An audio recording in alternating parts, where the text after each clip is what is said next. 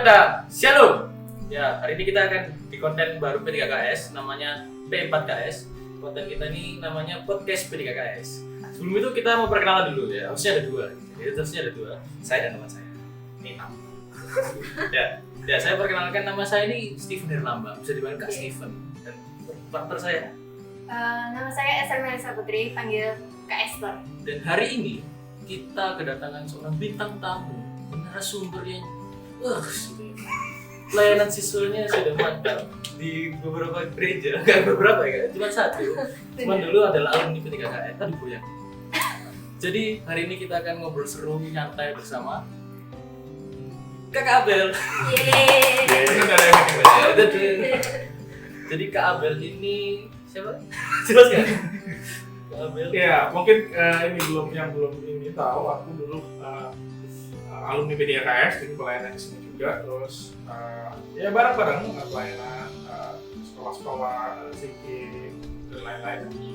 Terus baru lulus sekolah teologi di tahun ini persis Agustus kemarin, setelah 6 tahun sekolah. Panjang ya? Iya lama juga di saat lama itu. Nah, terus sekarang pelayanan di Pemuda Remaja GKI Emmaus Surabaya, itu jadi pembina pemuda remaja di sana. Sekaligus berintis satu pelayanan gereja namanya Emmaus Digital Ministry. Jadi itu saya kayak ya pelayanan eksistensi gereja di dunia. Oke, hari ini kita akan bahas tentang sosmed. Jadi kita sudah bertemu dengan seorang narasumber yang mantap. Jadi kita akan bertanya pada dia tentang masalah-masalah sosmed ya tahun kebelakang ini lah. Jadi ada beberapa masalah gitu ya. Konflik di sosmed. Iya, dan satu hal yang menarik perhatian banyak penonton di Indonesia. Hari ini kita akan tanya ke Kak Abel. Kan kakak tahu ya, kemarin atau tahun inilah itu ada tentang masalah Si Remar, Remar. terus selebgram itu yang dihujat karena banyak merusak hubungan. Terus ada seorang YouTuber yang menjadi boneka dan viewernya 50 juta. Oh, ini apa? jadi kontroversi. Iya. How about you? Apa nih? Menurut kakak itu konten atau orang-orangnya tuh yang nonton pandangan kakak sih? Oh, tentang kenapa kok sampai orang-orang Bisa, itu ya. mengakibatkan si apa namanya? Remar Remar itu akhirnya ya. quit gitu ya. Iya sih, memang kalau menurutku sendiri ya, ada perbedaan antara cara orang-orang memakai media sosial dulu dan sekarang. Nah, dulu itu ada masa zaman sebelum Facebook, apa ya, Friendster kalau nggak salah. Ya, Kalian pasti nggak tahu. Tahu aku sih. Tahu info Oh, aja. kamu tahu juga ya? Enggak cuma tahu info aja sih. Oh, iya. Tua gitu. Nah, dulu itu ada zamannya Friendster. Nah, kalau Friendster itu nggak terlalu orang pakai tapi nggak seperti sekarang. Lalu Facebook itu muncul, terus ada tulisan ini virtual friendship kalau nggak salah di bawah. Jadi Facebook menawarkan sesuatu yang baru, yaitu pertemanan tapi virtual. Nah, kan orang pakai nih. Semua orang pakai, aku nggak pakai waktu itu. Benar nggak pakai ya, benar. Ya, karena menurutku waktu itu nggak berguna juga. Nah, tapi belakangan tulisan virtual friendship-nya itu udah nggak ada, hilang. Karena ada kecenderungan orang-orang tidak lagi menganggap friendship yang, kalau dulu Facebook mengasumsikan friendship-nya itu virtual, bukan dunia asli, bukan kenyataan. Yang kenyataan itu di sini gitu kan. Nah, tapi lama-lama tulisan virtual itu nggak ada. Nah, sepertinya Facebook menangkap bahwa kebiasaan orang-orang itu berubah. Orang-orang tidak lagi menganggap bahwa yang aktivitas dunia online itu bohongan, bujuan, bukan sesungguhnya, sedangkan ini sesungguhnya. Enggak gitu. Orang bergeser udah menganggap bahwa aktivitas di dunia online itu sesuatu yang sesungguhnya, yang real. Orang dapat pacar pertama kali kenalan lewat Facebook itu sudah temanku baru nikah Karena kenal Instagram. Terus habis itu orang bisa cari uang di medsos. Orang bikin komunitas di medsos. Terus orang protes ke pemerintah di medsos. Jadi hal-hal yang dulunya kita anggap tidak real, bukan dunia sesungguhnya. Jadi enggak kok, perasaan kita bisa melakukan sesuatu yang sesungguhnya di dunia maya kok gitu. Jadi orang sekarang udah nggak nganggep lagi bahwa dunia maya itu sementara saya cuma mampir terus saya punya kerjaan utama. Jangan-jangan kerjaan utamanya di dunia maya dan nggak masalah. Hidup udah geser. Oke, lanjut nih Kak. Kita mau mulai masuk ke pertanyaan ya. semua. Kalau dari kakak sendiri, pernah nggak sih kalau kakak itu menemukan komentar-komentar negatif di Instagram? Saya kan kakak juga main Instagram juga kan. Nah, biasanya kakak itu lebih memilih menghindari atau kakak nggak bisa menghindari itu, setiap postingan selalu ada komentar negatif dan kakak melihat justru tertarik mungkin gitu, ada satu postingannya wah seru nih komentarnya ternyata negatif semua gitu, menghujat semua tapi seru dibahas. Iya. Mungkin aku bagi dua. Yang pertama adalah tentang aku terima komentar negatif atau enggak. Yang kedua adalah tentang aku ngamati banyaknya orang komentar negatif itu.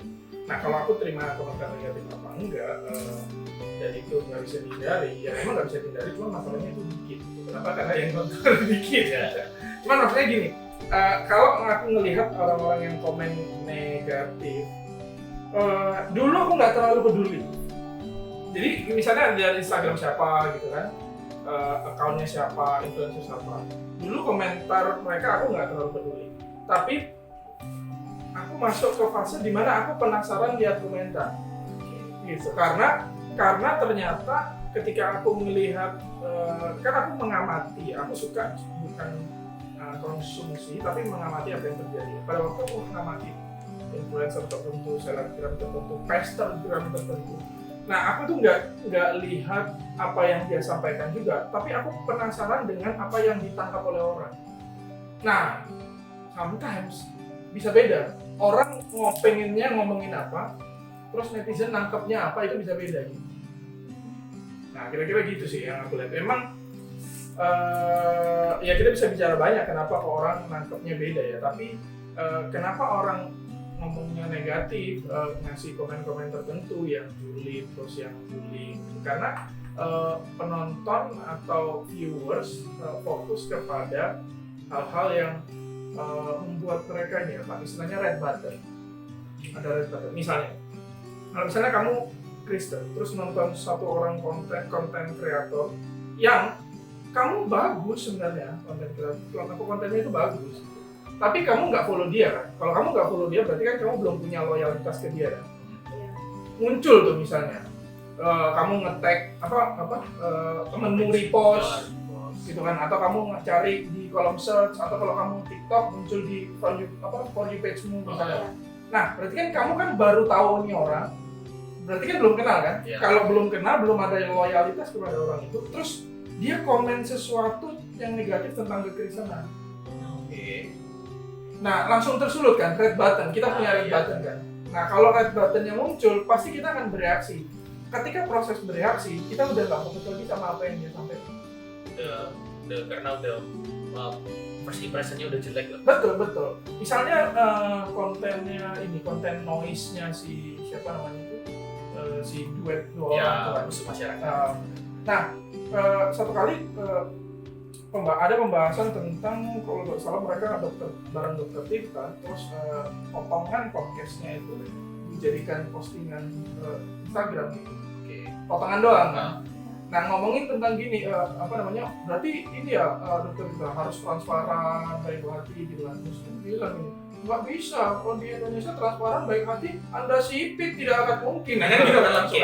Nah, bayangkan kalau kamu orang Tionghoa, Kristen, nonton konten itu, tapi kamu nggak pernah follow dua orang itu dari lama, jadi kamu nggak kenal dia. Ya, betul. Begitu lihat itu, tersulut kan, karena red buttonnya itu kena.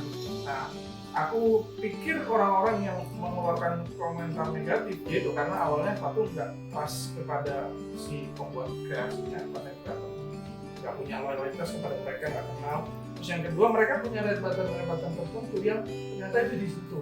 Dan katanya nggak lihat lengkapnya juga. Tidak follow kan harus lihat lengkapnya. Betul. Nah, tapi Kak Abel pernah ikut komen nggak? Dulu mungkin kayak ikut komen negatif. Dulu ada masa-masa Facebook itu aku nggak terlalu ada masa-masa Facebook mungkin iya, kayaknya ya. Pada waktu di Facebook juga ya. Jadi ada apa gitu terus ikut komen. Kalau pas mulai aktif di IG, ada dua masa di mana aku pakai IG untuk tahu adik-adik yang aku layani itu ngapain. Beda ya. Dulu aku masa nggak mau tahu, terus aku masuk masa di mana aku pengen pakai sosmed untuk adik-adik IG itu ngapain. Tapi aku masuk masa di mana nggak bisa cuma ngamati. harus jadi model, kalau pakai IG itu harus kayak gimana, kira-kira gitu. Nah pada waktu aku udah masuk fase itu, udah nggak terlalu pengen ikut komentar. Oke. Jadi sekalian nulis kritikan panjang. Oke. Ya, masuk. Sebenarnya apa sih Kak menurut Kak Abel fungsi sosmed khususnya untuk kita nih orang-orang Kristen atau anak-anak Tuhan? Kalau cuma melihat idol kan bukan sebuah ngotokan kan ya, tapi banyak anak yang melakukan itu gitu. Ya sosmed cuma buat ngeliat ya idol mereka gitu. Terus bahkan beberapa orang, apalagi kayak ada beberapa selebgram juga yang menggunakan sosmed itu untuk sebagai ajang berlomba-lomba mengenalkan sesuatu. Karena banyak orang posting kelebihan itu, kelebihannya mereka, nggak posting apa kekurangan mereka. Banyak orang yang merasa kayak insecure, kayak aku nggak bisa kayak gitu. Jadi akhirnya mereka karena pikiran-pikiran negatif mereka yang nggak bisa memiliki itu, akhirnya mereka melampiaskan itu ke komentar negatif. Jadi ada itu. Ya pertanyaan bagus sih. Kalau mau tanya fungsinya sosmed apa itu buahnya ya, fungsinya banyak. Jadi ya itu dulu aku menganggap bahwa kalau aku masuk sosmed aku bisa ngerti adik-adik yang aku bina itu, adik-adik yang aku layani itu ngapain gitu. Jadi aku tahu informasi tertentu. Bisa juga sosmed itu menolong aku untuk tahu apa sih yang terjadi di dunia itu, sehingga aku bisa tahu permasalahan utama di dunia, terus aku ketika melayani harus ngapain. Tapi sosmed itu juga bisa untuk kita konsum sesuatu yang kita pengen pelajari, kita pengen suka. Nah, misalnya teman-teman kalau misalnya suka otomotif ya follow Instagram atau kreator yang otomotif supaya ada dari otomotif itu medsos jadi tempat pembelajaran juga bisa. Medsos juga bisa jadi medsos bisa juga jadi mengedukasi. Jadi bukan cuman kita dapat sesuatu, tapi kita ngasih sesuatu. Nah kadang-kadang soalnya kan orang bilang gini, medsosan itu baik gak sih? Apa sih medsosan? Baik medsos apa gitu? Apa dulu kita nge-up sesuatu, ngangkat sesuatu, produce sesuatu, atau kita consume sesuatu? Nah, itu dua hal yang berbeda gitu. Kamu bisa kok jadi konten kreator, produce sesuatu tanpa consume. Ada kok. Ada konten kreator yang nggak tahu, nggak kenal sosmed, tapi bikin konten terus. Ya. Gitu. Nah karena dia benar-benar memakai sosmed hanya untuk produce sesuatu. Nah produce-nya itu salah satunya yang keempat tadi, kita memberikan sesuatu edukasi kan. Ya termasuk dalam hal ini adalah kalau kamu mau memberikan Tuhan, mau membahas isu-isu tertentu untuk ngasih perspektif. Nah, kayak gini-gini bikin kayak gini kan produce sesuatu kan. Nah, jadi kalian bisa bermedsos dengan tujuan untuk memberikan sesuatu kepada society, kepada masyarakat, kepada teman-teman yang aktif mengkonsumsi sesuatu juga. Nah, jadi ya antara kita memproduksi dan mengkonsumsi, dua hal itu juga harus jadi jadi harus kita perhatikan, harus ada awareness apa yang kita produce dan apa yang kita konsumsi gitu sih. Karena nggak ada yang salah dengan kita produce sesuatu, nggak ada yang salah juga dengan konsumsi sesuatu, termasuk tadi yang tadi dibilang seringkali kan liatin idol tertentu gitu kan ya, liatin tokoh-tokoh tertentu.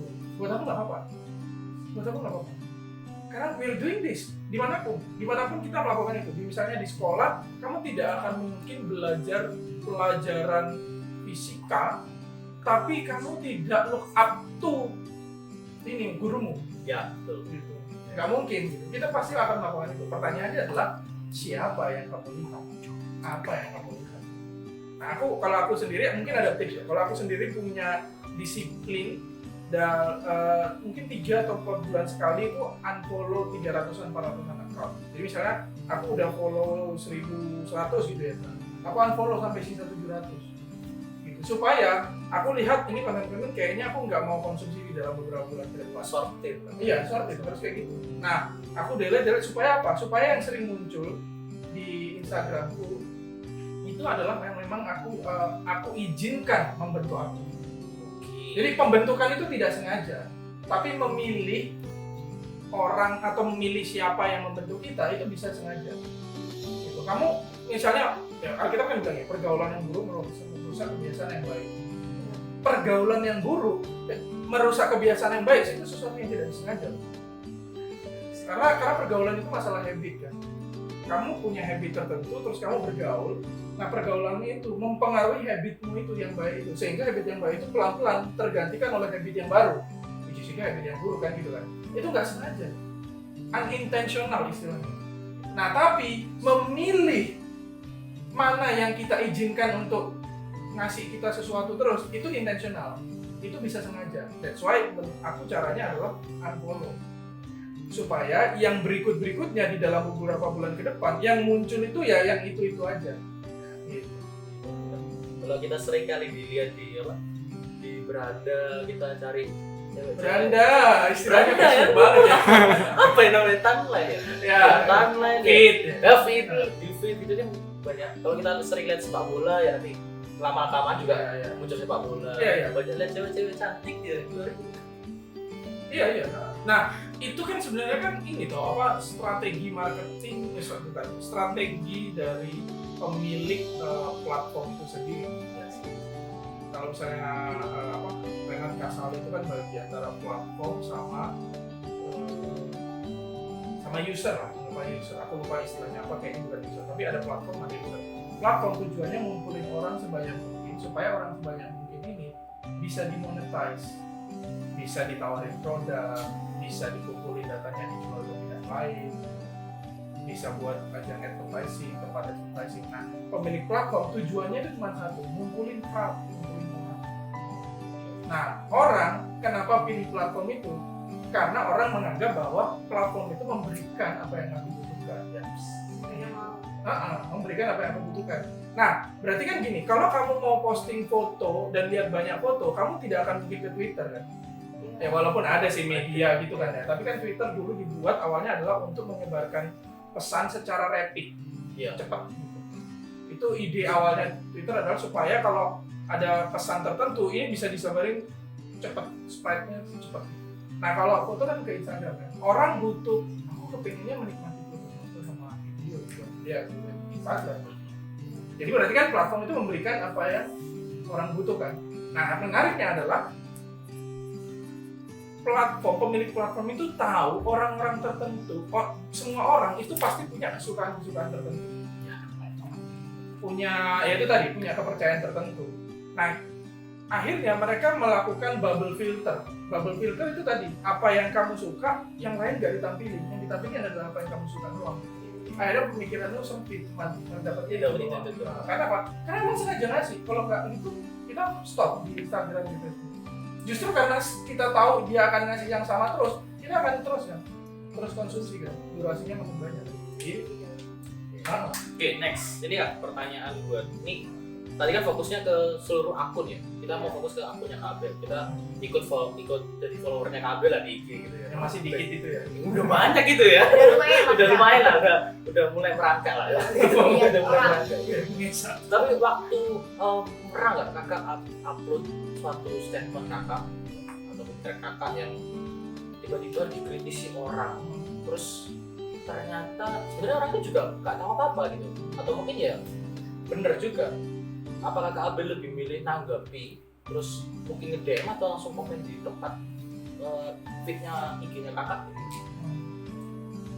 Ada yang nggak nanggapi, ada yang aku komen balik singkat doang, tapi ada juga yang aku komen dan jadinya diskusi panjang. Jadi ya tergantung. Cuma aku rada-rada kurang terlalu ini ya, rada-rada tidak peduli lebih tepatnya. Gitu. Jadi gini, ada komentar-komentar yang baik, komentar-komentar itu aku serap. Nah, aku bilang thank you. Ya ada yang bilang thank you, ada yang aku biarin aja, tapi intinya kan itu buat aku ya. Nah, orang lain ngelihat aku dikritik berarti kan, ya nggak apa-apa juga. Buat aku nggak masalah. Kadang-kadang itu yang bikin masalah adalah kita itu nggak mau dilihat di medsos kalau kita itu lagi dijelekin orang. Kita itu nggak mau dilihat di medsos kalau kita itu lagi dijelekin orang. Kita nggak mau terlihat buruk kan, kita balas. Apa yang terjadi setelah balas? Dibalas orang. Akhirnya orang melihat perdebatan, dua perdebatan. Ya, Tapi ya tentu ada hal-hal yang orang misalnya ngomong sesuatu gitu kan, kritik sesuatu ya. Ya udah, ada yang kayaknya aku kasih balasan, habis itu ya thank you atau apa, dan aku nggak ini lagi. Ada yang lanjut, terus habis itu ada yang belain. Waduh. Jadi kan seru kan. Nah ya, tapi itu momen-momen kayak gitu sedikit. Cuman problemnya adalah gini. Kenapa sih orang itu akhirnya stop main medsos? Kenapa sih setelah dibully stres aku nggak mau lagi kayaknya capek? Karena image. Kita tuh kepingin nampilin image baik kepada orang lain. Dan ketika kita dikritik, artinya kita nggak jadi nampilin image baik kan gitu. Oke ya. Saya pengen image saya baik, dilihatnya oke gitu, happy, liburan ke sana ke sini, tempat-tempat hype udah didatangi gitu kan. Terus ada yang komen, wah keren ya, bagus ya, likes-nya banyak gitu kan. Nah, tapi begitu ada yang muncul kritik, komentar negatif, kita kan loh, aku kok jelek gitu kan. Jadi masalahnya itu dua. Yang pertama, aku merasa jelek karena dikritik. Yang kedua, aku dilihat orang jelek. Karena di depan umum gitu ya. Maka kita pengen terus memperbaiki diri dengan cara kita balas itu. Habis nggak selesai. Jadi sometimes kita kudu menerima kritikan untuk memperbaiki diri. Kadang juga kalau nggak sesuai, enggak kok. Walaupun itu kritikan, misalnya kata-kata buruk yang nggak sesuai, berarti kita harus tolak mentah-mentah atau perlu dikit-dikit lah. Nah, aku nggak bisa ngasih tips yang praktis ya, karena tiap case pasti beda-beda ya. Jadi tiap jenis komentar orang itu beda-beda. Ada yang komentar terhadap konten, ada yang komentar terhadap karakternya, ada yang komentar terhadap akun. Anda hamba Tuhan, kenapa kok mengatakan itu? Gitu. Jadi ada yang komentar bukan memberikan kritik itu. Cuman kalau aku lebih concern kayak gini, pertanyaan praktis. Kita tidak didefinisikan oleh apa yang kita tampilkan di media sosial. Siapa kita itu bukan yang kita tampilkan di media sosial. Bahwa saya adalah Abel, bahwa saya jelek karena komentar orang ya nggak masalah, tetapi itu bukan identitas utama saya. Saya adalah Abel, saya adalah anak Tuhan, saya adalah orang yang banyak kesalahan, masih belajar. Nah kalian juga kan gitu kan ya, aku adalah anak Tuhan, aku adalah yang banyak kesalahan, aku adalah orang yang punya passion A, passion B, passion C gitu kan. Nah tapi aku bukan didefinisikan oleh apa yang orang lain katakan dan apa yang orang lain lihat di media sosial. Nah, kesadaran itu yang membuat kita lebih enteng kalau terima pujian ataupun terima kritikan. Kadang-kadang dikasih likes semuanya ya, 1000 likes gitu, seneng gitu kan. Berarti aku adalah orang yang dapat likes banyak gitu. Tapi kan manusia kan bukan diciptakan menurut likes yang banyak kan gitu kan. Nah itu problemnya. Atau mungkin sekedar mencet-mencet itu kan bisa juga. Iya. Likes itu kan cost-nya paling dikit. Nah, kamu kan klik klik gitu. Kadang kalau nggak baca udah like. Iya. Nah itu jadi poinnya adalah kita sadar gak bahwa kita itu bukan bernilai karena apa yang orang lain nilaikan pada kita. Value kita bukan ditentukan oleh value yang dipatok oleh setiap platform. Oke. Ya. Twitter bilang retweetnya banyak, berarti kan itu value-nya. Value dari postinganmu adalah retweetnya banyak. YouTube misalnya, YouTube-mu bagus kalau bukan yang nonton banyak doang. Kalau apa? Kalau retention-nya bagus, berapa persen gitu kan. Kalau aku YouTube itu bagus, yang nonton habis itu dalam 1 menit hilang, berarti kan YouTube-nya nggak bagus kan. Terus kalau yang komen banyak, kalau yang share lewat Facebook keluarga gitu, Instagram WhatsApp keluarga gitu, itu banyak. Berarti kan kontenku bagus. Jadi tiap platform punya parameter-parameter tertentu untuk menilai ini konten yang bagus atau enggak, ini influencer yang bagus apa enggak. Tapi kan yang menilai kita kan, yang aslinya kita kan bukan itu kan. Siapa kita bukan didefinisikan oleh penilaian-penilaian yang muncul dari platform-platform itu. Mungkin seharusnya tidak dinilai dari apa yang kita tampilkan di sosmed. Ya, itu kan kadang orang juga, wah di sosmed aja kayak gini, apalagi aslinya. Nah, tapi ada isu menarik. Kenapa sih orang menganggap bahwa dirinya adalah yang di sosmed? Kenapa kok? Ya inilah diriku, inilah duniaku. Kenapa? Karena di dunia nyata dia nggak dapat itu. Kenapa sih orang lebih suka nge-build rank tinggi-tinggi? Karena mungkin di rumahnya dia nggak punya penerimaan. di sekolahnya mungkin dia nggak ada value, nggak dinilai bagus, nggak ada teman. Tapi ketika di gamenya, di MOBA, Iya. dia ranknya tinggi, banyak orang yang puji, banyak orang pengen main sama dia kan gitu. Dia menemukan dunianya dan dia dapat penerimaan di dalam dunia itu, game, sosmed dan lain-lain. Nah, kita justru aware sama teman-teman kita. Jangan sampai justru kita tidak menerima mereka, tidak memberikan penerimaan itu ke mereka. Akhirnya mereka lari membangun dunia mereka sendiri. Di mana aku bisa diterima, di mana aku bisa dianggap baik. Itu menarik banget sih. Oke Kak, tadi kan kita juga udah bahas beberapa sosmed, tentang sosmed juga. Awal Kakak kan aktif di IG. Awal mulanya untuk aktif di sosmed IG, khususnya IG ya, karena Kakak memilih IG. Atau mungkin punya sosmed lain, kayak yang aktif di sosmed lain? Punya, sekarang lagi planning untuk TikTok. Oke, Iya, asik. lagi rame-ramenya sih. Dia bersetting bersama kabel loh. Terus itu Ya, awal mulanya mulai kayak kasarannya kita bisa sebut apa ya, pelayanan di sosmed. Ya, gimana awal mulanya? Sekedar posting kata-kata Alkitab kah? Atau Iya. gimana? Jadi aku itu sebenarnya ya nggak pengen jadi konten kreator, bikin konten, karena itu aku merasa itu bukan panggilan. Nah, panggilanku adalah memikirkan tentang apa yang ada di dunia dan memikirkan kekesahannya kayak gimana. Dari dulu ya Tuhan ngasih panggilan aku untuk menjadi bagian di apa ya, jadi tinkernya. Nah, seperti yang aku cerita, ketika aku dulu berubah dari menggunakan Instagram untuk lihat adik-adikku kayak gimana, Tuhan kayak gimana, akhirnya aku menyadari bahwa ya udah, aku produce aja juga, aku jadi model aja juga. Nah, dan aku nge-share aja pengalamanku pribadi bersama dengan Tuhan. Sesederhana itu dulu awalnya. Jadi aku pokoknya punya pengalaman tertentu bersama Tuhan, entah saat teduh, entah aku bareng orang, entah aku habis dengar sesuatu, ya udah tak share. Gitu. Dan waktu itu awalnya gitu, nggak ada niatan untuk so called jadi apa gitu ya, enggak. Bahwa di dalam perjalanannya ada pergeseran motivasi. Jadi dulu aku posting aja sederhana, share gitu kan, terus malah orang ada yang nge-repost, orang ada yang ini kan, dan tapi masih sedikit ya, masih sedikit. Terus lama-lama pernah ngerasain viral gitu.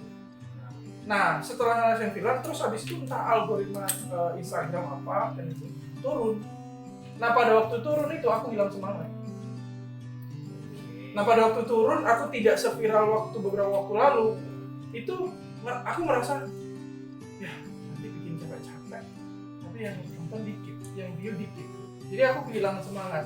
Nah, di situ aku eksamen diri. Eksamen itu kayak merefleksikan diri, terus aku menyadari gini, loh kok aku berubah ya motivasinya. Dulu kan awal-awal aku kan cuma mau share aja pengalaman teman-teman. Kok sekarang malah aku nyari view yang gede. Nah, disitulah aku mengalami beberapa pertobatan yang aku ngerasa harusnya nggak kayak gini. Harusnya ya udah kalau punya pengalaman sama Tuhan share aja. Nah, itu yang aku alami dulu. Nah, yang sampai sekarang ya kalau aku pengen nyoba konten kreatif tertentu ya bikin. Kalau misalnya ternyata nggak nonton ya nggak apa-apa. Oh iya. Kalau udah berubah. iya, nah, sekarang aku pokoknya pengen share gitu aja. Udah balik. Bikin sesuatu share. Kadang-kadang ada mindset di dalam jadi content creator itu bikin itu harus repeat. Jadi ada dua prinsip kan, konsisten dan tumbuh. Dua hal yang berbeda tapi bisa beriringan. Kalau misalnya kamu bikin video beginian ya, pertama kali, Iya. kamu harus konsisten kan tadi kan, Iya. terus gitu kan. Tapi di sisi yang kedua kamu harus tumbuh. Misalnya, kayaknya kita perbaiki yang ini, kayaknya kita perbaiki yang ini, kayaknya narasumbernya jangan satu nih, rame nih, kan gitu kan. Formatnya kan bisa berubah kan, itu namanya tumbuh kan. Nah, tapi aku nggak terlalu pedulikan dua hal itu. Gitu. Kalau sekarang ya bikin aja. Kalau ternyata dianggap orang nggak konsisten, ya nggak apa-apa. Karena memang aku tidak untuk membuat Instagramku jadi seperti ya konten kreator atau apa gitu. Berarti Nggak ada tuntutan ya, istilahnya. istilahnya nggak sengaja justru ya lebih tepatnya. Sengajanya sengaja pengen share. Tapi aku merasa tidak ada tuntutan untuk membuat diriku konsisten. Ingin ngepost apa yang sesuai dengan Kabel. Iya, apa yang lagi pengalaman tertentu, lagi refleksi tertentu, pengen share, udah gitu aja gitu.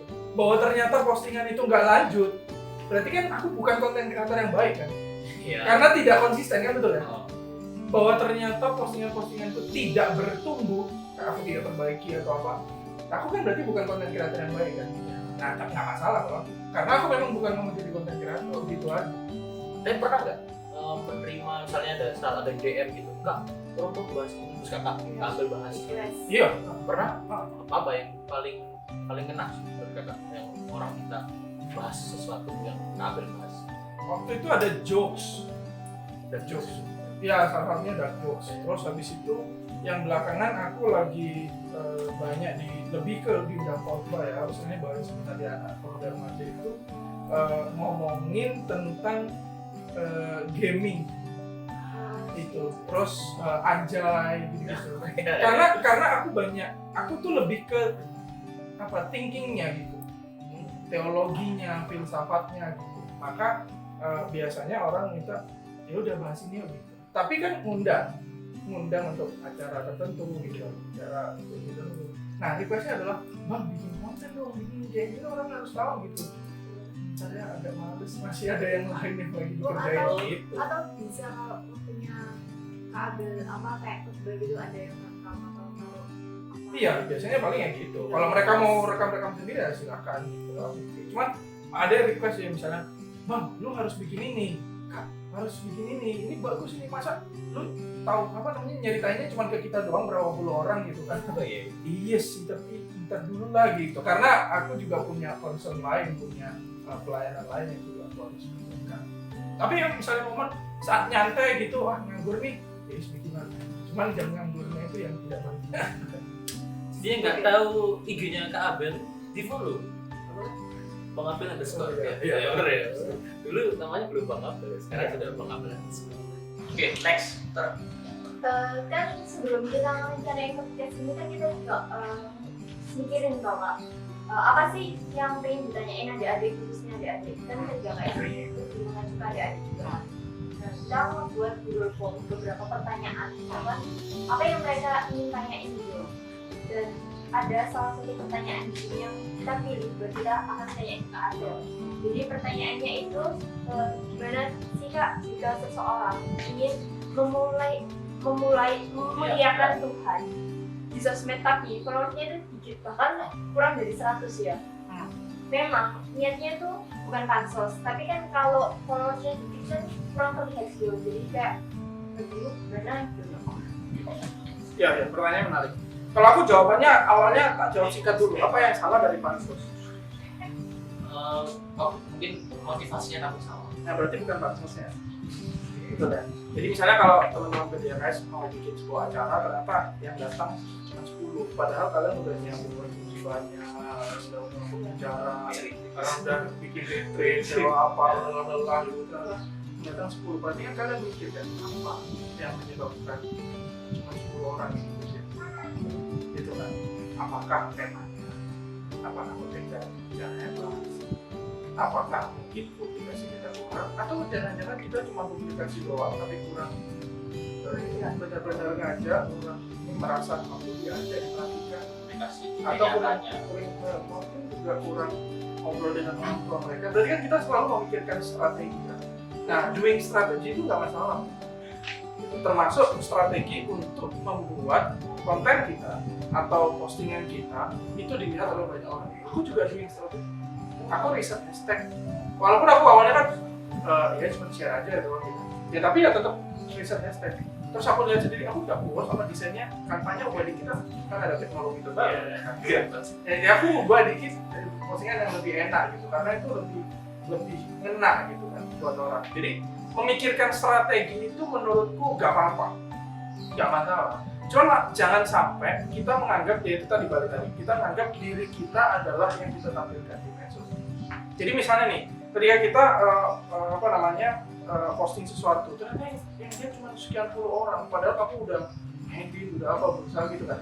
Iya. Nah, pada waktu kamu yang lihat dikit, pada waktu yang likes dikit gitu, yang nge-share dikit, Kalau kita memikirkan bahwa berarti aku ini jelek, berarti aku ini kurang disukain orang, jadi aku harus menambah supaya aku disukain orang gitu, aku harus bikin something supaya aku dilihat bagus. Nah berarti yang harus dilihat adalah jangan-jangan pengennya itu kitanya yang tidak bagus. Jangan-jangan tidak murni strategi, jangan-jangan kitanya yang kepengen dinilai bagus, kepengen dapat fame tertentu itu. Jadi kalau mau melakukan refleksi yang pertama, jangan sampai sayanya yang pengen dapat itu. Kita kan konsum sesuatu yang pengen dapat pujian, pengen dapat like besar, pengen dapat fame gitu ya. Kalau itu beres, doing strategi nggak masalah. Aku bangun pelayanan juga dengan beberapa teman dari satu tim gitu kan. Tapi aku cuma ini ngasih ide, atau bantuin riset dan lain-lain gitu kan. Terus itu mereka jalan. Habis itu karena Instagram ini Instagram yang ada lama, terus habis itu mati. Habis itu sekarang kan jalan lagi dengan tim. Nah waktu jalan dengan tim itu sehari pasti 2 kali. Tapi tetap gak naik. Cuma 10, berapa belas gitu. Akhirnya ya udah kita diskusi, ya udah kita bikin baru Instagram dengan topik yang sama, tema yang sama, dan apa yang kita posting waktu itu di post lagi dan lebih naik. Jadi menurut aku bikin strategi itu nggak masalah, karena ada tujuan-tujuan yang kita pengen dapat lewat strategi itu. Nah tujuannya bisa beda. Satu, tujuannya adalah misalnya jangkauannya lebih banyak. Bisa jadi kan? 2, tujuannya adalah daya serapnya lebih dalam. Apa itu daya serap? Orang lain ketika mengkonsumsi konten dari kita, postingan dari kita pengen orang lain itu ngasih kita feedback like, atau kita pengen orang lain itu kena dari yang kita sharingkan. Nah, beda kan ya. Kalau kita pengen orang lain itu kena, berarti kita akan berusaha atur konten kita supaya diserapnya sebanyak mungkin oleh dia. Maka muncul di Instagram bukan cuma satu gambar, tapi karusel misalnya, microblog yang di slide itu. Kenapa orang mulai ramai microblog beberapa waktu lalu? Karena dengan microblog orang stay di satu konten dalam waktu yang lama.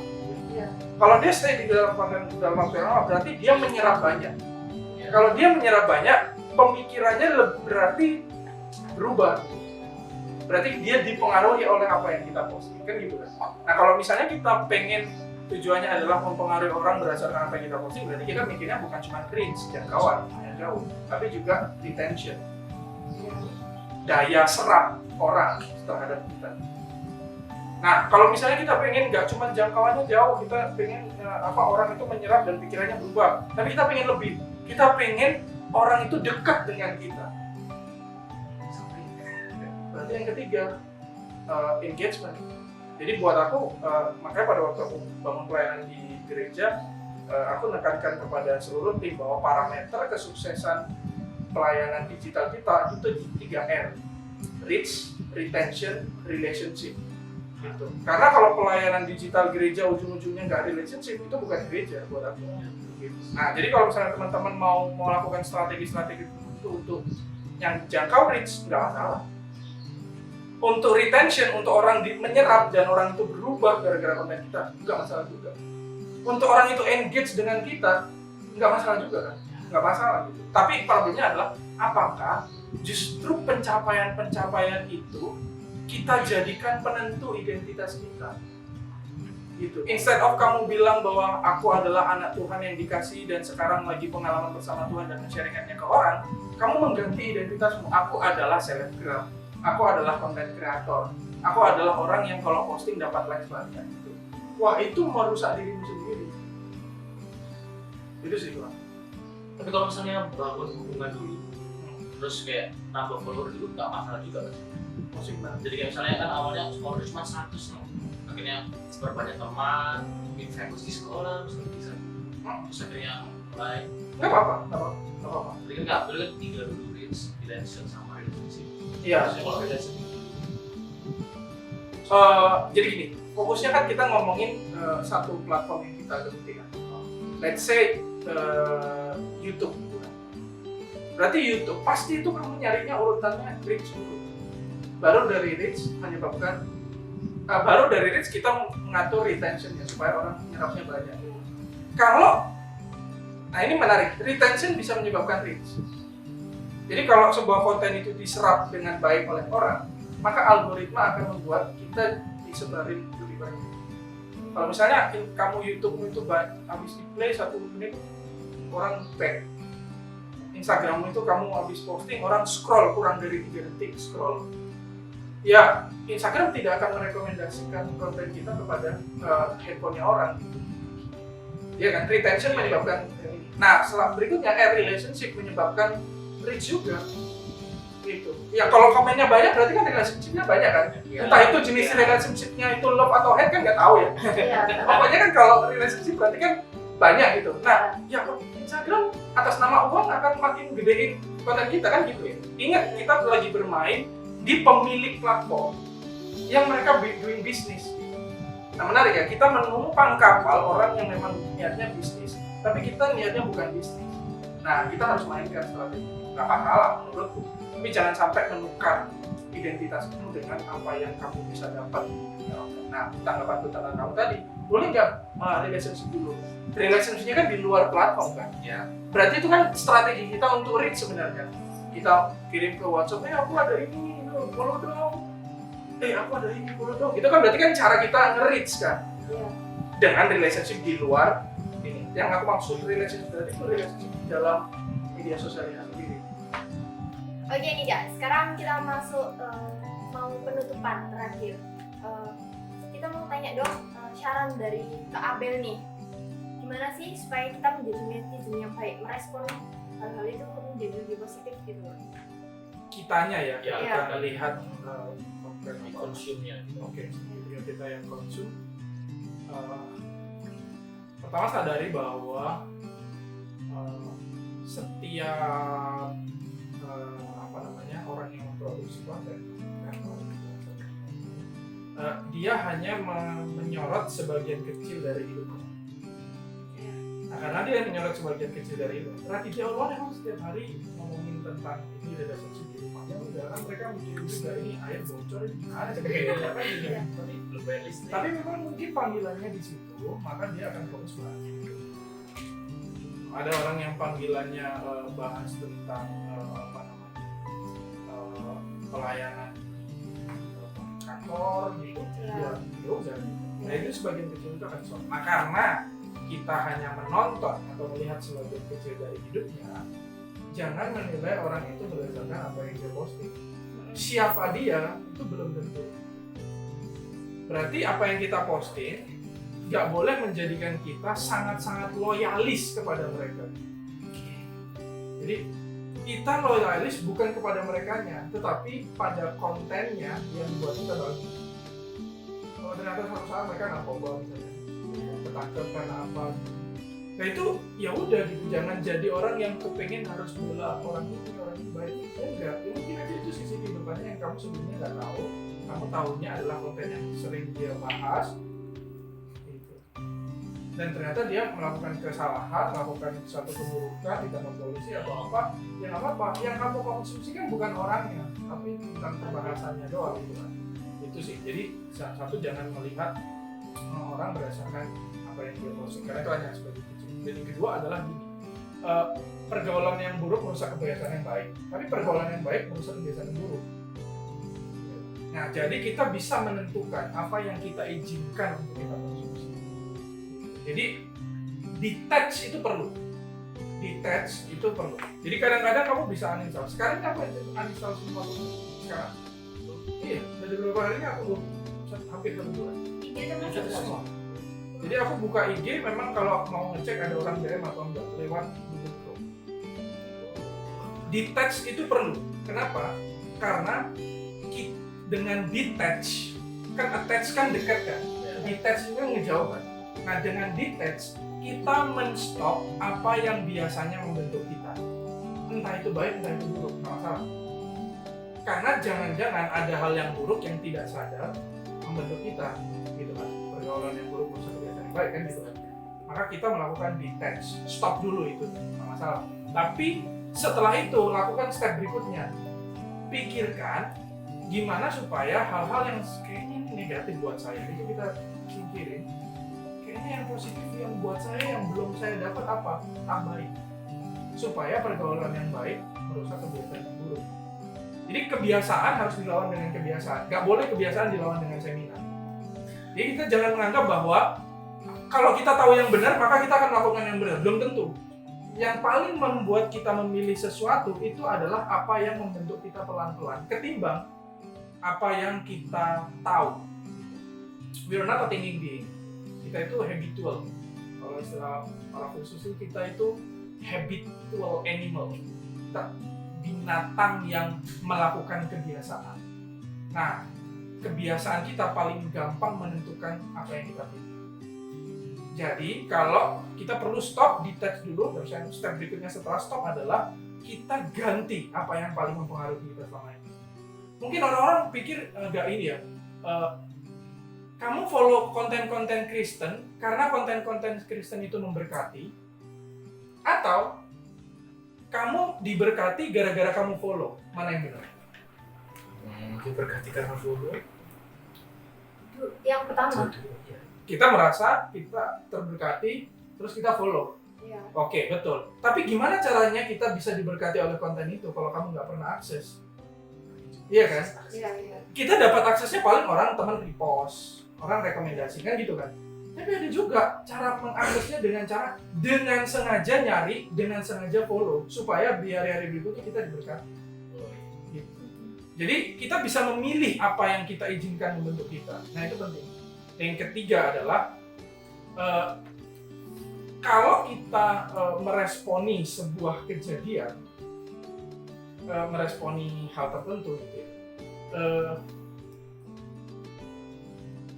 jangan merasa jadi orang yang tahu segala hal. Kalau kita merasa jadi orang yang tahu segala hal, maka kita itu seringkali pakai parameter kita, framework kita, cara berpikir kita, terus kita tanpa mendengar apa sih yang menyebabkan ini terjadi, terus kita menilai. Menilai tentang mencari tahu. Gitu. Menilai itu tidak ada yang salah itu. Misalnya orang bilang jangan menghakimi, nggak setuju aku. Menghakimi itu boleh. Firman Tuhan itu menghakimi mana yang buruk, mana yang benar. Menghakimi itu boleh, salah. Tapi bayangkan seorang hakim tanpa alat bukti menghakimi.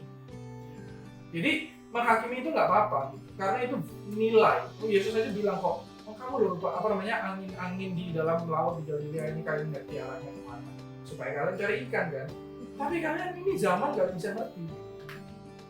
Awan sore nanti mau hujan kalian ngerti, tapi kenapa kalian nggak bisa menilai zaman? Jadi menilai buat aku nggak apa-apa gitu, tetapi ketika kita menilai ada nggak proses kita menemukan dulu, nah gali lebih banyak, Melihat pandangan orang lain juga.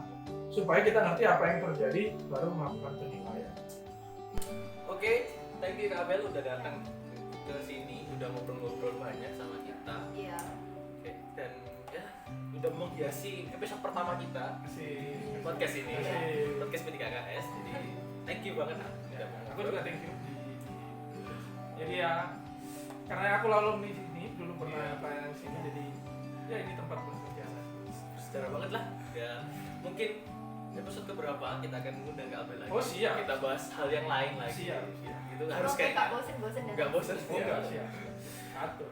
Oke, kita tunggu podcast selanjutnya di P4KS. Podcast P3KS.